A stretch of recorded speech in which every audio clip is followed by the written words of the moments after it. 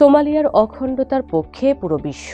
1991 সালে সোমালিয়া গৃহযুদ্ধের পর থেকে স্বশাসিত হলেও স্বীকৃতি দিচ্ছে না সোমালিল্যান্ডকে। ঠিক তখনই প্রথম দেশ হিসেবে সোমালিল্যান্ডকে স্বাধীন ও সার্বভৌম রাষ্ট্র হিসেবে স্বীকৃতি দিয়েছে ইসরায়েল। এতেই প্রশ্ন উঠেছে, হঠাৎ কেন এই স্বীকৃতি? ইসরায়েলের স্বীকৃতির নেপথ্যে কি?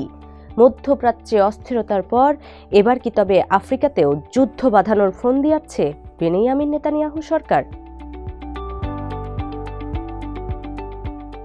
26 ডিসেম্বর সোমালিল্যান্ড প্রজাতন্ত্রকে প্রথম দেশ হিসেবে স্বীকৃতি দিয়েছে ইসরায়েল।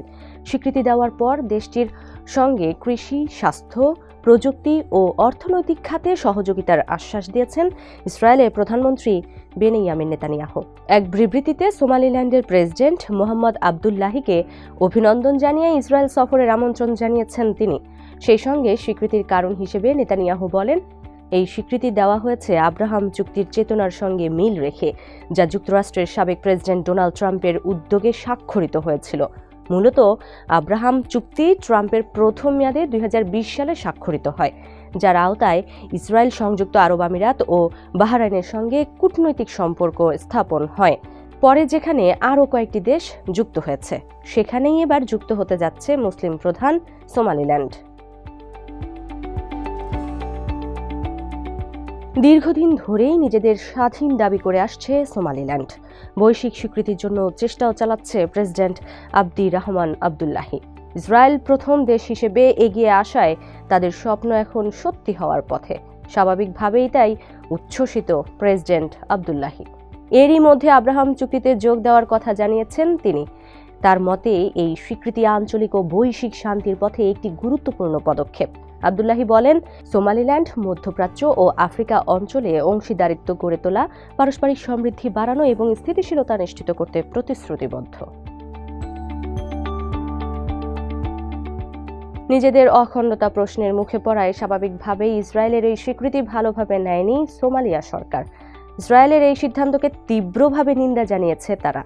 দেশটির প্রধানমন্ত্রীর কার্যালয় এক বিবৃতিতে একে অবৈধ পদক্ষেপ এবং সোমালিয়ার সার্বভৌমত্বের ওপর ইচ্ছাকৃত আঘাত বলে নিন্দা জানিয়েছে। বলা হয়েছে, কোনোভাবেই সোমালিল্যান্ডকে স্বীকৃতি দেওয়ার বিষয়টি মেনে নেবে না সোমালিয়া।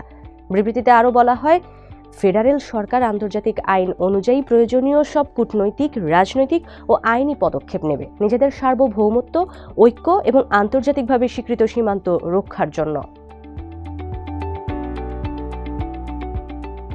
ইসরায়েলের এই সিদ্ধান্ত আফ্রিকার হর্ন অঞ্চলের রাজনীতিতে বড় পরিবর্তন আনতে যাচ্ছে। সোমালিয়ার দীর্ঘদিনের বিচ্ছিন্নতা বিরোধী অবস্থানকেও চ্যালেঞ্জের মুখে ফেলে দিয়েছে, যাকে এই অঞ্চলের জন্য বিপজ্জনক অগ্রগতি বলে উল্লেখ করেছে মিশর।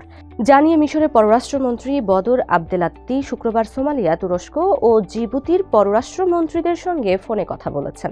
পরে এক বিবৃতিতে মিশরের পররাষ্ট্র মন্ত্রণালয় জানায়, সংশ্লিষ্ট দেশগুলোর পররাষ্ট্রমন্ত্রীরা ইসরায়েলের এই স্বীকৃতির সিদ্ধান্তের নিন্দা জানিয়েছেন। সবাই সোমালিয়ার ভৌগোলিক অখণ্ডতার প্রতি পূর্ণ সমর্থন পুনর্ব্যক্ত করেছেন এবং বলেছেন, বিচ্ছিন্ন অঞ্চলকে স্বীকৃতি দেওয়া হলে তা আন্তর্জাতিক শান্তি ও নিরাপত্তার জন্য হুমকি তৈরি করবে। সোমালিল্যান্ডকে স্বীকৃতির বিষয়টি প্রত্যাখ্যান করেছে আফ্রিকান ইউনিয়ন AU। AU কমিশনের চেয়ারম্যান মোহাম্মদ আলী ইউসুফ জানিয়েছেন, সংগঠনটি সোমালিয়ার ঐক্য, ভৌগোলিক অখণ্ডতার বিষয়ে তাদের অটল অবস্থান বজায় রাখবে। এই ধরনের স্বীকৃতি আফ্রিকা মহাদেশ জুড়ে শান্তি ও স্থিতিশীলতা নষ্ট করতে পারে। সোমালিল্যান্ডকে ইসরায়েলের স্বীকৃতির নেপথ্যে মূলত গাজা ইস্যু। দীর্ঘদিন ধরেই ফিলিস্তিনিদের গাজা থেকে ভিন্ন কোথাও পুনর্বাসন করতে চায় ইসরায়েল ও যুক্তরাষ্ট্র। গত মার্চে সোমালিয়া ও সোমালিল্যান্ডকে ফিলিস্তিনের পুনর্বাসনের প্রস্তাবও দিয়েছে তারা। যদিও সেই সময় এই প্রস্তাব উড়িয়ে দেয় সোমালিয়া ও সোমালিল্যান্ড প্রশাসন। তবে এখন ধারণা করা হয়, ফিলিস্তিনিদের পুনর্বাসনের ব্যাপারে সোমালিল্যান্ড সরকারের ইতিবাচক সাড়া পেয়েছেন নেতানিয়াহু সরকার, যে কারণেই হঠাৎ স্বীকৃতি। তাছাড়া আব্রাহাম চুক্তিতে সোমালিল্যান্ড রাজি হওয়ায় মধ্যপ্রাচ্যের পর আফ্রিকা অঞ্চলেও কূটনৈতিক যাত্রা শুরু হবে তেল আবিবের, যা তাদের ব্যবসা ও বাণিজ্যকে আরও সম্প্রসারিত করতে সহায়তা করবে। কিন্তু প্রশ্ন হলো, সোমালিয়া বা আফ্রিকা কি এই সিদ্ধান্ত মেনে নেবে, নাকি মধ্যপ্রাচ্যের পর এবার নতুন করে ইসরায়েলের সংঘাতের চারণভূমি হবে আফ্রিকার সোমালিয়া?